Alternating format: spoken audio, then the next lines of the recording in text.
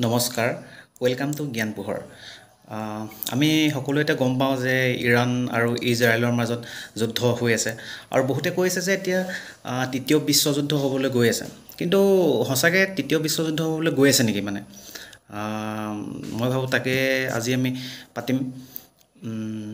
আমি সেইটো কথা আমি জনাৰ আগত আমি ফাৰ্ষ্টে জানিব লাগিব একচুৱেলি ইৰাণ আৰু আমেৰিকা যিয়ে নহওক লাগিলে আমেৰিকাৰ ফেক্টৰটো আহি লগ হয়হে বিশ্বৰ য'তে যুদ্ধ হৈ নাথাকক লাগিলে আমেৰিকা আহি তাতে সোমায়হে।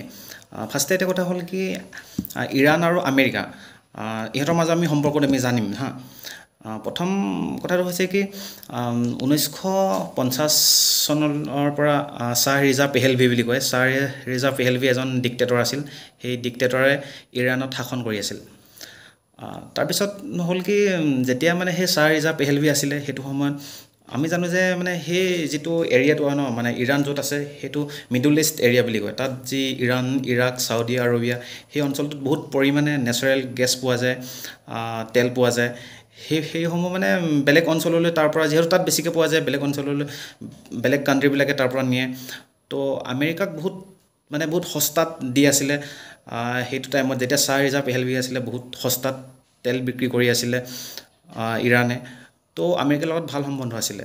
তাৰপিছত লাহে লাহে ইৰাণৰ যি মানুহ তেওঁলোকে ভাবিবলৈ ধৰিলে যে নহয় আমাৰ দেশৰ লগত বেয়া হৈছে, আমাৰ অৰ্থনৈতিক অৱস্থা বেয়া হৈছে যিহেতু বহুত সস্তাত আমেৰিকাক তেল বিক্ৰী কৰি আছে। তাৰপিছত 1979 মানত কি হয় ইৰাণৰ মানুহে ৰিভল্ট কৰিবলৈ আৰম্ভ কৰি দিয়ে। তো ইৰাণিয়ান ৰিভলিউশ্যন হয় 1979ত। আৰু সেই ৰিভলিউশ্যনৰ দ্বাৰাই কি হয় শ্বাহ ৰিজা পেহেলভি যি এজন ডিক্টেটৰ আছিল তেওঁক তাৰ পৰা উফৰাই তাত ৰিপাব্লিকান ষ্টেট হৈ যায় তাৰপিছৰ পৰা ইৰাণখন। আৰু তাৰপিছৰ পৰা লাহে লাহে আমেৰিকাৰ লগত বেয়া হ'বলৈ ধৰে। আৰু এইপিনে মিডল ইষ্টত থকা আমি জানো যে ইজৰাইলটো আমি জানো আমেৰিকাৰ চেকপোষ্ট হিচাপে ইজৰাইলক ব্যৱহাৰ কৰা হয়। যিহেতু ইজৰাইলখনৰ ফাৰ্ষ্টে যিহেতু নিজৰ দেশ নাছিল ইজৰাইলখন। আমেৰিকাই ইজৰাইলক নিজৰ দেশ বনাত সহায় কৰিছিল, সম্পূৰ্ণ সহায় কৰিছিল। কিন্তু ইজৰাইলৰ আশে পাশে যিমানখিনি দেশ আছে সেইখিনি গোটেইখিনি ইছলামিক দেশ হয়।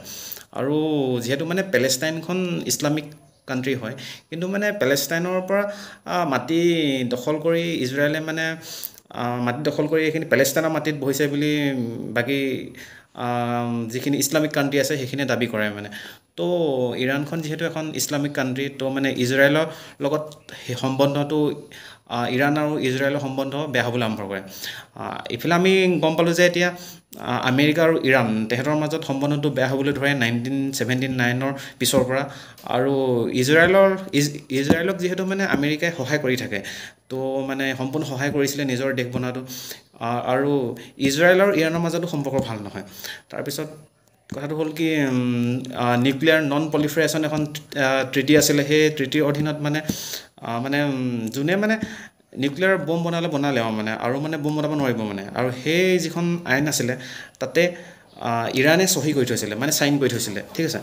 কিন্তু এতিয়া বহুত সূত্ৰৰ পৰা গম পাইছে যে নহয় ইৰাণে নিজৰ নিউক্লিয়াৰ বম বনাই আছে তো দেখিলে নহয় যদি ইৰাণে বনাই থাকে তো ইজৰাইলত যদি এটেক কৰি দিয়ে তো কথাটো বেয়া হ'ব সেইটো কাৰণে আৰু দাবী কৰে যে নহয় ইৰাণে প্ৰক্সি ৱাৰ কৰে যেনেকৈ আমাৰ এখন কি আছিলে পাকিস্তানে যেনেকৈ আমাৰ ইণ্ডিয়াৰ লগত প্ৰক্সি ৱাৰ কৰে।